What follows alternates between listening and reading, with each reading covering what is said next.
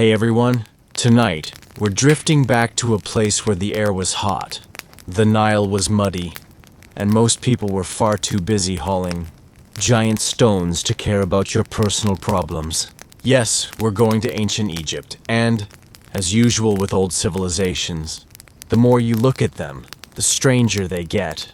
Now, when people picture Egypt, they imagine pyramids, golden masks, or maybe a camel or two doing its best impression of an Uber. But what's often overlooked is that many Egyptians, especially the elite, and sometimes the priests, spent a surprising amount of time, shall we say, chemically enhanced. Yes, they were higher than the pyramids, higher than the average YouTube thumbnail inflation. And tonight, in our very calm and drowsy way, we're going to wander through how this civilization not only pioneered monumental architecture, but also what can only be described as some of the oldest recreational drug use recorded. So fluff your pillow, adjust your blanket, let your eyelids relax, and let's drift into the hazy, perfumed air of the Nile Valley. Of course, when it comes to ancient Egyptians and intoxicants, most people immediately think of wine and beer, because naturally, when you're trying to manage a desert kingdom, the obvious solution is to invent alcohol as quickly as possible. And they did. Beer was everywhere. It wasn't the golden bubbly drink we imagine today. It was cloudy, thick, and looked like something you'd hesitate to pour on your lawn. But it did the trick. It gave calories, it provided hydration, and just like modern beer, it made people much more enthusiastic about singing badly at festivals. Wine, meanwhile, was more of an elite drink. Pharaohs sipped it, nobles bragged about their vineyards, and priests made sure the gods were never thirsty. Because clearly Ra, the sun god, wanted a nice vintage with hints of desert dust and goat sweat. But the Egyptians didn't stop there. Oh no. They had a much wider pharmacological imagination. Let's start with Blue Lotus. It wasn't just a pretty flower floating on the Nile. The Blue Lotus contained compounds that had mild psychoactive effects. In other words, it could make you feel relaxed, euphoric, and possibly like you were having a pleasant conversation with the ceiling. Egyptians adored it. They painted it everywhere, on walls, on tombs, in papyrus art. You'll see scenes of people at banquets, holding blue lotus blossoms like the world's earliest party props. Scholars debate exactly how powerful the effect was, but the fact that elites were constantly depicted sniffing the flowers during feasts suggests it wasn't just for the smell.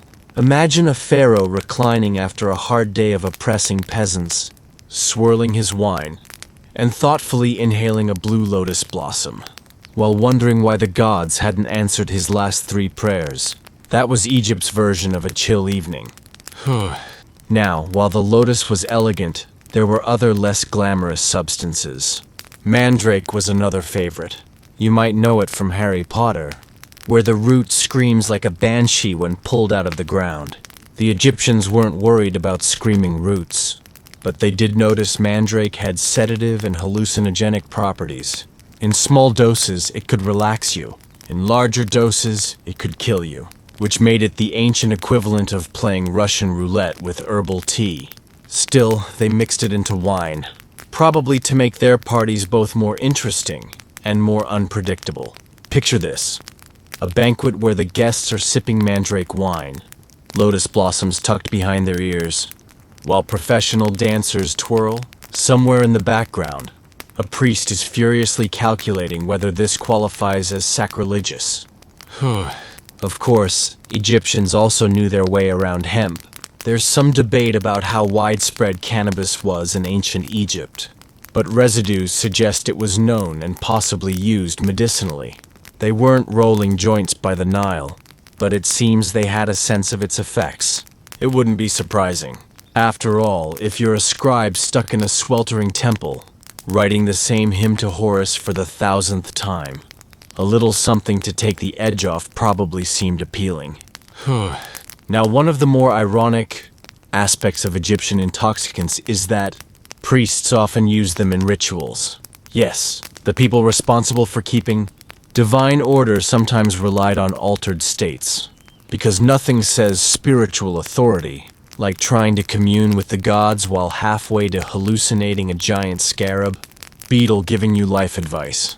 Take incense, for example. Temples were filled with it. The famous Kefi incense was a mix of herbs, spices, honey, and, most scholars agree, some ingredients that had mild psychoactive effects. When burned, it created a rich, sweet-smelling smoke. The idea was to please the gods. The side effect was that priests got a little floaty while chanting. So, in a way, Egyptian religion was a blend of theology and aromatherapy, with just a pinch of recreational side effects. Now, before we imagine Egyptians as a civilization of constant party animals, let's remember, most people were not sipping lotus wine while listening to harpists. Most people were farmers. Their intoxicant of choice was the humble beer, thick, filling, and safe compared to the Nile water, which carried all the charm of a swamp full of parasites. But the elites, the pharaohs, nobles, and priests, they indulged. Because naturally, if you're sitting on a throne shaped like a golden lion, you might as well spice up your evening with a flower that makes the ceiling look friendlier. What's especially delightful is how openly they celebrated it. Imagine going to someone's house, and on their wall they've painted themselves, in their best linen, holding a wine cup and a blue lotus, forever immortalized as the life of the party. That was Egyptian art. Forget solemn portraits. These were essentially Instagram posts from 3,000 years ago, proudly saying, "Yes, I like to get high on weekends." And yet, despite all this, Egyptians were still Egyptians. They had rules. They had order. They had this sense that even while drifting into mild intoxication, the universe demanded structure. So they ritualized it. They made it part of their culture, their religion, their medicine. It wasn't mindless indulgence. It was another tool in the eternal Egyptian quest to balance chaos and order. You could sip your lotus wine, but make sure the gods got a sniff too, because nobody wanted to be smited for being greedy with the psychoactive flowers. Now let's drift over to a few specific pharaohs, because nothing says relaxing bedtime story like elite dysfunction wrapped in incense smoke. Take Ramses II, also known as Ramses the Great. He lived a very long time, fathered more children than seems biologically possible, and spent much of his reign carving his name into monuments as if future historians might forget who he was. Did he indulge in Blue Lotus? Almost certainly. The man threw festivals so large they make Coachella look like a small picnic. It's hard to imagine him not waving a flower around, while pretending to be personally endorsed by the gods. By now you should be comfortably tucked in, hopefully still awake enough to catch the beginning of this next story. But if not, that's fine too. Tonight's second tale takes us out of the incense-filled temples of Egypt and into something much more frilly, the Renaissance. Now, the Renaissance is usually marketed as this golden age of art, culture, and brilliant intellectuals inventing perspective while sipping wine in Florence. But let's be honest, much of the Renaissance was about vanity, because for every Michelangelo chiseling away at marble, there were about 50 nobles worrying whether their forehead looked fashionable enough. Yes, foreheads. You're about to learn just how weird beauty standards once were. And if you've ever had a bad haircut, don't worry. You're about to feel much better about yourself. Let's begin with the skin. Renaissance nobility wanted their skin pale. The paler the better. A perfect, ghostly pallor that screamed, "I definitely do not work outside like a peasant." To achieve this look, men and women smeared their faces with concoctions that included white lead, yes, actual lead. The same substance we now use as a cautionary tale in children's science lessons. They painted it directly onto their skin, all in the name of beauty. And naturally, it slowly poisoned them. But that was considered a small price to pay for looking aristocratically sickly. After all, what's a little lead toxicity when the alternative is being mistaken for someone who touches soil? Now, if pale skin was step one, step two was the forehead situation. High foreheads were all the rage. The higher the better. To achieve this, women plucked their hairlines back. And not just a little bit. They went full-on receding hairline chic. Some even plucked their eyebrows entirely, leaving their faces looking permanently surprised and vaguely aerodynamic. Paintings from the time show women with domed foreheads that seem to stretch halfway up their skulls. It gave them an oddly elongated look, like an alien who just discovered lipstick. But to Renaissance society, this was elegance. So if you've ever stared in the mirror and cursed your eyebrows, just be glad you weren't born in 15th century Florence, where the ideal was to have none at all. Hair itself was another battlefield. Blonde hair was considered the most beautiful, so much so that women spent hours sitting in the sun with special concoctions on their heads to bleach their locks. A popular recipe involved saffron, alum, and sometimes pigeon droppings. Because of course it did. The result was hair that looked sunny and golden in paintings, while in reality probably smelled like a medieval farmyard. But that was the price of beauty. And remember, this was all before shampoo, so you can imagine how delightful Renaissance banquet smelled when everyone's head was essentially a sun-baked stew of bird droppings and herbs. Now let's drift down to fashion. Renaissance clothing was about one thing: showing off wealth. Fabrics were expensive. Dyes were expensive. Tailoring was expensive. So naturally, nobles wore as many layers as possible, each more impractical than the last. Women's dresses came with long, trailing sleeves that could sweep entire tables clean.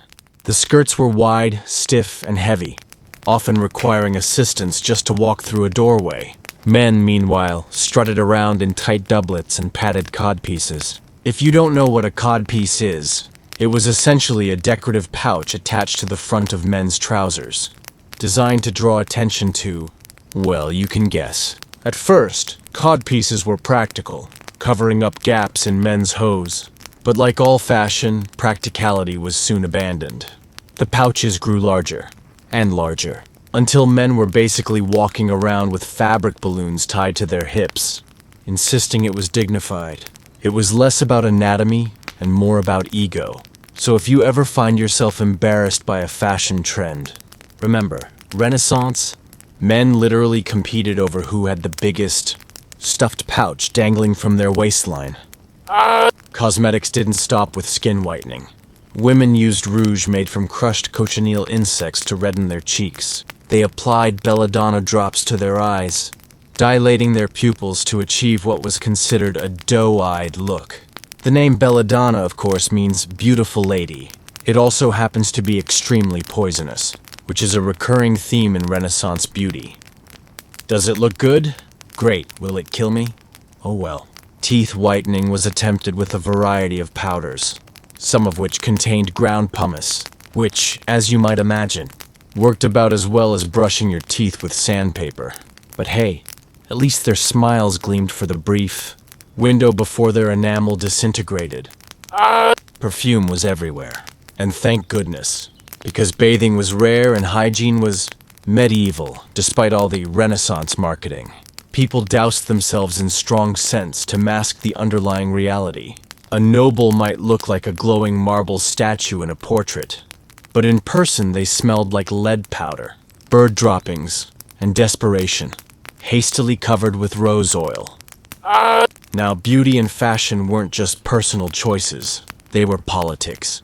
A noblewoman's appearance could secure her a marriage alliance. A duke's flamboyant outfit could announce his wealth more effectively than a speech. Clothes and cosmetics were currency, and people paid with their health, their comfort, and sometimes their dignity.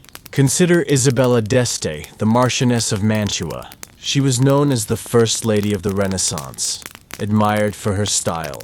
She popularized wearing elaborate headpieces and gowns with intricate embroidery. She was essentially the trendsetter of northern Italy. If Isabella plucked her hairline back another inch, half the court followed. She was the Renaissance equivalent of a fashion influencer. Except instead of TikTok, she had frescoes. Men too were obsessed. Take Henry VIII of England, technically a Renaissance monarch, though not Italian. His wardrobes were enormous, filled with richly decorated garments. He adored showing off his wealth through clothing and codpieces.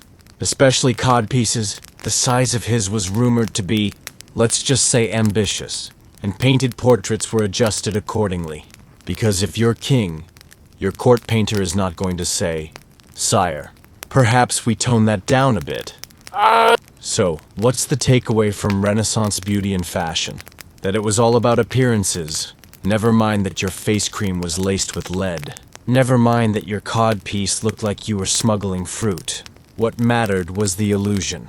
To look wealthy, delicate, fashionable, even if it killed you. And that's the irony. The Renaissance gave us breathtaking art and revolutionary ideas, but it also gave us nobles, proudly parading around with hairlines, plucked to their skulls, painted with poison, and convinced they were the epitome of beauty. As we drift towards sleep, let's picture it. A grand hall in Florence. The chandeliers flicker with candlelight. The air smells faintly of roses and something much less pleasant. Women in brocade gowns sweep across the floor, their foreheads gleaming like marble domes. Men strut in padded hose and swollen codpieces, trying very hard not to trip. Musicians play softly, while servants carry trays of wine. Everyone is smiling, everyone is posing, and everyone is slowly being poisoned by their makeup. It's oddly calming, isn't it? Because history reminds us that no matter the era, people have always gone to absurd lengths just to look good for the neighbors. So close your eyes, take a breath, and drift off, knowing that whatever fashion choices you've regretted, at least they didn't involve pigeon droppings. If you're still awake after our Renaissance fashion parade, congratulations. If you're not, well, you'll dream of codpieces whether you like it or not. Tonight we're drifting into one of history's most infamous royal habits, inbreeding. Now, the royal logic was simple. Marry your cousin, or your niece, or sometimes both. Why? Because nothing screams stability. Like recycling the family gene pool until it resembles lukewarm porridge. It wasn't about romance, it was about keeping bloodlines pure, territories consolidated, and crowns safely balanced on heads that were increasingly unusual in shape. Let's wander slowly through some of the best or worst examples. We'll start with the Habsburgs, because of course we will. The Habsburg dynasty ruled much of Europe for centuries. They were powerful, rich, and, genetically speaking, a bit of a mess. Their obsession with keeping marriages in the family led to generations of children who looked less like robust monarchs and more like experiments in jaw real estate. The most famous example is Charles II of Spain, sometimes called the Bewitched. Poor Charles was the tragic product of about 200 years of cousin-on-cousin marriage. His family tree looked less like a branching oak and more like a particularly tight wreath. Charles inherited the notorious Habsburg jaw. Actually, it wasn't just a jaw, it was practically its own dynasty. His lower lip protruded so much he reportedly couldn't close his mouth properly. Eating was a challenge. Speaking was a challenge. Producing heirs was, well, you can imagine. Charles also suffered from seizures, intellectual disabilities, and a long list of chronic illnesses. All of this was the inevitable result of the Habsburg marriage strategy, which essentially boiled down to, is she my cousin? Perfect. When Charles finally died in 1700, childless and barely functional, his death triggered the War of the Spanish Succession.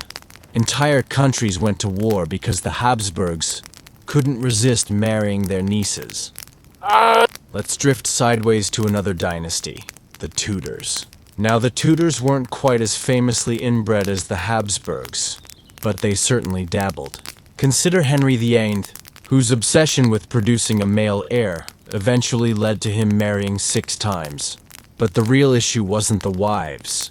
It was the limited genetic pool of European royalty. Each new bride was usually related to him somehow, just shuffled around on the family tree like a badly dealt deck of cards. His daughter Mary Y, for example, married Philip II of Spain, yes, another Habsburg, which meant her children, had she had any, would have been the product of 2 already tightly woven dynasties. Thankfully, or perhaps mercifully, Mary and Philip's union didn't produce an heir, which is probably why Europe didn't collapse even sooner. But if we want truly extreme examples, let's step back to the Austrian Habsburgs again. because they really were the champions. By the late 1500s, they had perfected the art of marrying close relatives, uncles to nieces, first cousins, sometimes both at once. The result was a phenomenon modern geneticists call the Habsburg coefficient of inbreeding, which sounds like a complicated math problem but really just means your family tree is eating itself. The result wasn't just unusual jaws. It was infertility, miscarriages, and children who died before adulthood. Whole branches of the family line simply withered away, and yet the Habsburgs proudly continued. Because apparently nothing says dynastic strength like ensuring half your offspring can't chew properly. Let's pause briefly in France. The French Bourbons, while not quite as spectacularly inbred as the Habsburgs, also kept things cozy. Louis XIV, the Sun King, married his first cousin Maria Theresa of Spain. She was, you guessed it, another Habsburg. Their children had the usual royal mix of frailty and short lifespans. Out of 6, only one son survived to adulthood, and even he died before his father. By the end of Louis XIV's reign, most of his legitimate heirs were gone, leaving France scrambling for successors. It was less family dynasty and more delicate vase balanced on a windy windowsill. And then, of course, there's Cleopatra of Egypt. Not European, but too iconic to ignore. She came from the Ptolemies, a Greek dynasty ruling Egypt that also practiced enthusiastic inbreeding. Cleopatra's parents were probably siblings. Many of her ancestors married their brothers or sisters, which means Cleopatra's family tree was more of a family straight line. The Ptolemies claimed it kept their divine blood intact. In reality, it kept their medical conditions intact. Several Ptolemies were weak, sickly, or just plain unstable. One Ptolemaic king reportedly married 2 of his sisters, which feels less like a royal strategy and more like an ancient soap opera. The irony, of course, is that all this inbreeding was done in the name of preserving dynasties, but in the long run, it destroyed them. Dynasties collapsed not because of assassinations or uprisings, but because their royal heirs couldn't walk straight or produce children. Charles II of Spain, remember, was supposed to unite the might of the Habsburg Empire. Instead, he spent his life drooling, praying for a miracle cure, and accidentally ushering in a European war. And yet, no one seemed to learn. Even after centuries of fragile babies, premature deaths, and alarmingly square jaws, royal families kept marrying their cousins. Because tradition, and because apparently the only thing more terrifying than inbreeding was letting some commoner with fresh DNA into the palace. So, as you drift deeper into sleep, picture a royal banquet in Madrid around 1600. The chandeliers glow. The tables are heavy with silver dishes. Around the table sit kings, queens, and princes, all technically related to one another. Their foreheads are wide, their jaws are long, and their conversation is dull. They raise their goblets to toast yet another marriage between cousins. Because in their minds, this is how you preserve an empire. What they preserved instead was a genetic legacy so infamous that centuries later, historians whisper about the Habsburg jaw like it's a horror story. But tonight, it's just another bedtime tale. Another reminder that history is less about brilliance and more about humans making the same mistakes, over and over with a very straight face. If you're still awake after our stroll through Europe's most inbred royals, congratulations. Your genetic pool is probably wider than theirs, which already puts you ahead. Tonight, we'll drift gently into another sleepy corner of history, the fragile, peculiar childhoods of royal children. Now, you might think being born into royalty meant a golden cradle, silk sheets, and lullabies performed by choirs. And in some cases, yes. But more often it meant a confusing mixture of privilege and misery. A strange childhood where you were showered with jewels, but not necessarily affection. Where you had endless servants, but very little freedom. Royal children were usually sickly, lonely, and constantly reminded they weren't allowed to be normal. If anything, their childhoods were less playground and more pressure cooker. Let's wander through a few examples. We'll start, inevitably, with Louis XIV of France. the so-called Sun King. He's remembered for Versailles, wigs, and bankrupting France with fountains. But as a child, he was nicknamed Louis Dieudonné, meaning gift of God, because his parents had tried for 23 years to produce a child. Naturally, this meant he was spoiled rotten. Baby Louis was treated like a literal miracle. Servants fussed endlessly over his baths, his meals, his outfits. He had entire staff members whose sole job was to wipe his nose, an enviable career path, if you enjoy tissues. And yet, despite this army of attendants, little Louis almost died several times in childhood, from various fevers and infections, because medical science in 1638 still consisted largely of leeches and crossed fingers. So here was this divine, God-sent child, who nearly expired every flu season.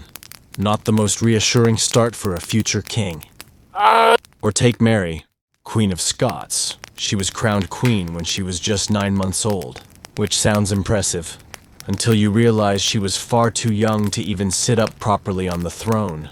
Her caretakers quite literally ruled in her name while she grew teeth. Mary's early life was marked by instability.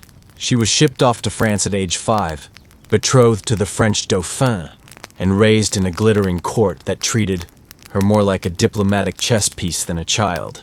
She learned languages, dances, and court etiquette, but had no real family affection. Imagine growing up in a castle where everyone calls you Your Majesty, but no one tucks you in at night. Spoiled, yes. Secure, not really. Now, for pure sadness, let's drift toward Ivan IV of Russia, better known as Ivan the Terrible. Before he grew up to live up to the nickname, Ivan's childhood was, well, terrible. His father died when Ivan was just 3. His mother died mysteriously when he was 8, possibly poisoned. After that, Ivan was raised by boyar nobles who treated him with a mixture of neglect and cruelty. They beat him, starved him, and occasionally forgot to feed him at all. This was the young Tsar of Russia, gnawing on scraps like a stray dog in the palace kitchens. Naturally, when he grew up, he returned the favor with massacres and torture chambers. So if you ever need a bedtime reminder, neglected. Royal toddlers sometimes grow into deeply unpleasant adults. Then there's Charles VI of France, often called Charles the Mad. His childhood wasn't quite tragic at first. He was born healthy enough, but he was coddled endlessly by courtiers who believed he was destined to restore France's glory during the 100 Years' War. Spoiler, he didn't. By the time Charles was a teenager, he began showing signs of severe mental illness. At 23, he famously attacked his own knights in the forest, convinced they were plotting against him. Later, he refused to bathe, insisted he was made of glass, and had to be wrapped in blankets so he wouldn't shatter. The saddest part is that much of this instability likely stemmed from both the stress of kingship and the fragile health patterns of his inbred dynasty. His childhood, padded with excessive flattery and no coping skills, did him no favors. We can't forget Edward VI of England, son of Henry VIII and Jane Seymour. Poor Edward was a pale, delicate boy who inherited all the Tudor anxieties, but none of the Tudor resilience. He became king at age 9. Again, an age where most children can't even tie their shoes properly without supervision. Edward was smothered by tutors, forced into long hours of study, and forbidden to play rough games in case he injured himself. His childhood was less mud pies and more Latin translations of the Psalms. Not surprisingly, Edward grew sickly and eventually died at just 15, leaving behind a throne in chaos. His entire short life was basically homework, coughs, and pressure. Or how about the Spanish infantes, Spanish royal children in the Habsburg line were born into enormous wealth, but frail health.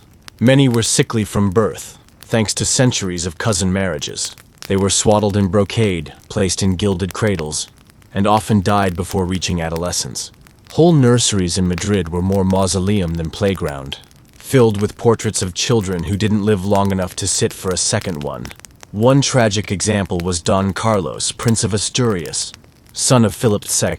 Don Carlos was short, deformed, and mentally unstable. His father confined him for erratic behavior that included trying to kill servants. kicking dogs, and planning to stab the Duke of Alba with a sword. Not exactly the poster child for stable succession. His sad and stunted childhood left him with no tools to handle power, only paranoia and rage. Royal childhoods weren't just sickly, they were also isolated. Many princes and princesses were forbidden to play with common children, lest they catch diseases or worse, humility. Instead, they played stiffly with cousins, or more often alone, guarded constantly by attendants. Picture a golden nursery with carved rocking horses, surrounded by adults who clap when you smile, and no one your own age to talk to. It's little wonder so many of these children grew into self-absorbed, fragile adults. So, as you drift deeper into rest, imagine a long, echoing palace hallway at night. The marble floors are cold, the candlelight flickers. Behind one gilded door, a little prince coughs into his embroidered pillow. Behind another, a princess whispers lessons back to her tutor instead of counting sheep. Outside, the servants stand guard, ensuring the royal children never touch dirt, never laugh too loudly, never eat without being observed. Yes, they were spoiled. Yes, they were rich beyond imagining. But happy? Not often. Healthy? Almost never. Royal childhoods remind us that wealth and titles don't buy peace of mind. Sometimes, they buy the exact opposite, a childhood so overprotected and suffocating that the children either wasted away early or grew up completely incapable of ruling. And tonight, that's more than enough history to send you floating gently into sleep. By now, you've probably realized that royalty wasn't just about crowns, palaces, and being painted at a flattering angle. Tonight, let's wander slowly through some of the stranger habits and quirks of monarchs across history. Because when you give someone too much power, too much money, and way too much free time, they usually end up developing hobbies no one asked for. We'll start with King James VI the man who united the crowns of Scotland and England. You might know him as the namesake of the king, James Bible. But what you might not know is that he had a deep, unshakable fear of witches. James was convinced that witches were plotting against him personally, sneaking around in the night, casting spells to ruin his life. Which, frankly, seems like overestimating your popularity. He wrote an entire book called Demonology about the threat of witchcraft, and spent a suspicious amount of his reign holding witch trials. His paranoia was so intense that he refused to sleep in a bedroom, without guards watching him all night. Picture it. The supposed ruler of a mighty kingdom, tucked nervously under the covers, convinced an old woman with herbs was out to hex him. Next, let's drift toward Queen Christina of Sweden. Christina is remembered as one of the more unusual monarchs of the 17th century. She was brilliant, well-educated, and also had a habit of refusing to brush her hair. She detested the very idea of combing it, which meant her royal mane was usually a matted, tangled mess. When foreign ambassadors met her, they often left confused. Here was the Queen of Sweden, draped in fine silks, speaking fluent Latin, and looking as though she'd just rolled out of bed after wrestling a haystack. She also adored collecting oddities, from stuffed animals to rare manuscripts, and would spend hours rearranging them, which, if nothing else, proves that even queens enjoy a little compulsive interior decorating. Or consider Philip II of Spain, the man who ruled an empire so vast that the sun supposedly never set on it. Philip was meticulous, painfully meticulous. He kept such detailed daily records that historians now know when he sneezed, what he ate, and when he went to bed. He micromanaged everything, right down to the number of candles lit in his palaces. He also insisted on personally handling government paperwork, mountains of it. The result? He spent most of his reign hunched over a desk, scribbling notes, surrounded by files. Imagine ruling half the known world and still insisting you check every memo yourself. It's a bit like being both CEO and unpaid intern at the same time. Let's drift further back to Charles V, the Holy Roman Emperor. Charles is already famous for the unfortunate Habsburg jaw, but his habits were just as peculiar. He was obsessed with clocks and timekeeping, surrounding himself with ticking machines that often malfunctioned. He also had the charming habit of sleeping fully dressed, boots and all. Perhaps he liked the efficiency of waking up already prepared. Or maybe he simply feared being caught vulnerable in his nightshirt. Either way, the man went to bed in full regalia, armor, of a sort against the indignities of bedtime. Speaking of bedtime, Frederick William Ninen of Prussia, also called the Soldier King, had one of the strangest obsessions in royal history. He adored tall men. Not just tall men, but unnaturally tall men. He created his own private regiment of exceptionally tall soldiers, called the Potsdam Giants. These men, often recruited or kidnapped from across Europe, were paraded for Frederick's amusement. He would paint them, measure them, and march them around like prized cattle. The taller the better. If you were over 6.5 feet tall in 18th century Europe, there was a good chance Frederick would find a way to enlist you. His obsession was so extreme that he once ordered a tall baby to be brought to him, just to see how tall it might become someday. As hobbies go, it was not cheap, or particularly practical, but it made him happy, and apparently that was enough. Then we have Louis XV of France, known as the Spider King. Louis had a nervous, twitchy energy that expressed itself in unusual habits. He constantly fiddled with objects, especially rosaries and religious trinkets, carrying dozens of them at once. He wore them like armor against misfortune, hanging charms, medals, and relics all over his clothing. Walking into a room, Louis looked less like a king and more like a wandering souvenir stall. He was also deeply superstitious, relying on astrologers, fortune tellers, and holy men to guide nearly every decision, which might explain why his policies were a tangled web of half-belief and half-paranoia. And finally, we can't leave out Peter the Great of Russia. Peter, as his name suggests, was larger than life. He was 6'7", towered over his courtiers, and had an alarming enthusiasm for dentistry. Not his own, everyone else's. Peter carried around a set of dental tools, and liked to perform impromptu extractions on his courtiers. If he noticed a loose tooth, he would offer, by which I mean insist, on yanking it out himself. His collection of extracted teeth became one of his most prized personal displays. Imagine being invited to a royal banquet only to leave missing a molar. Peter also enjoyed personally shaving the beards of nobles, since he wanted Russia to look more modern and European. Few men dared object, though I'm sure many wept silently into their soup. So, when we look back at these monarchs and their habits, witch fears, hair neglect, candle counting, tall men, trinket hoarding, and surprise dentistry, it becomes clear that ruling wasn't just about power. It was also about finding very strange ways to cope with boredom and stress.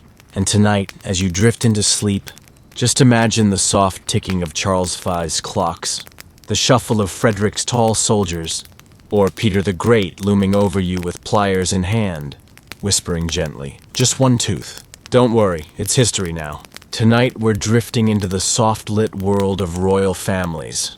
And when I say family drama, I don't mean forgetting to invite Uncle Richard to Christmas dinner. I mean century-long grudges, wars started over spilled pride, and brothers stabbing each other in the back, sometimes literally, because nothing says good governance, quite like two cousins destroying half of Europe over a misunderstood will. Let's begin with the 100 Years' War, which, as you might guess from the name, lasted longer than the average human life expectancy of the time. It was basically one long family feud between the kings of England and France. Edward III of England claimed he had a right to the French throne because his mother was French. The French naturally said absolutely not. The result? A century of battles, sieges, and occasional truces, all because medieval monarchs couldn't agree on who got to wear the shinier crown. The peasants, of course, paid the price. But hey, at least the royals felt vindicated in their genealogical arguments. Then we have Elizabeth I of England and her cousin Mary, Queen of Scots. Elizabeth, known for her red wigs and careful political balancing, spent years keeping Mary under house arrest. Why? Because Mary had a more legitimate claim to the English throne. And Elizabeth wasn't about to let her cousin casually take her job. Imagine a sleepover that lasts 19 years, with one cousin guarded by soldiers, and the other constantly debating whether or not to execute her guest. Eventually, Elizabeth signed Mary's death warrant, and the family feud ended with one cousin's head on the block. Awkward Christmas cards after that? None. Or take Henry II of England and his sons. Henry raised 4 boys who spent most of their adult lives rebelling against him. They were given the charming nicknames the Young King, Richard the Lionheart, Geoffrey, and John, worst of the lot. Henry's sons repeatedly allied with France against their father, staged uprisings, and demanded more power. In response, Henry fought wars against his own children. It was the original dysfunctional family sitcom, except with castles and trebuchets instead of laugh tracks.